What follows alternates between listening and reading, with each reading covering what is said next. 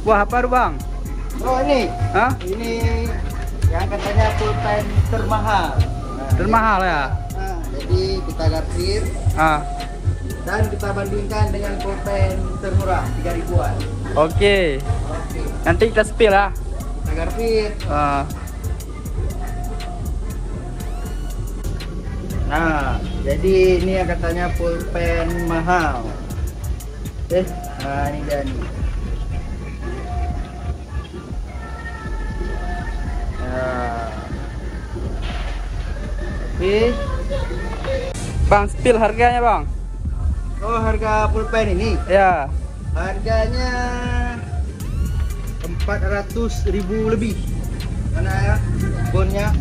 Nah ini bonnya dia nih. Nah 445.000. Cuman kalau kita orang Aceh, daripada tabla pulpen kamu juga tabla beri. Nah itu beri mau ikut bosa. Ya.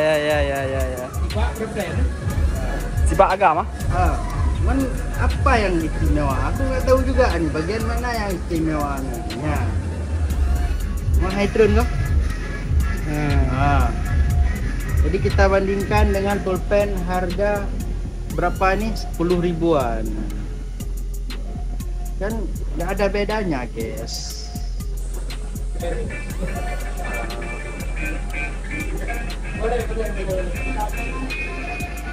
Ya.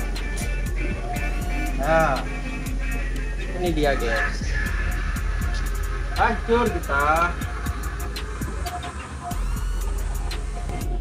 Ini mau diapain bang? Oh, ini mau kita garfir. Ah, mau digrafir ya. Garfir. Ini dia nih. Ah. Oh ini prosesnya ya? Ini prosesnya. Nah, dan ini hasilnya. Hasil garfir pulpen 400 ribuan. Ya. Nampak, guys? Oke. Oke. Warna emas ya? Nah, warna emas. Jadi ini satu sisi lagi kita garfir juga.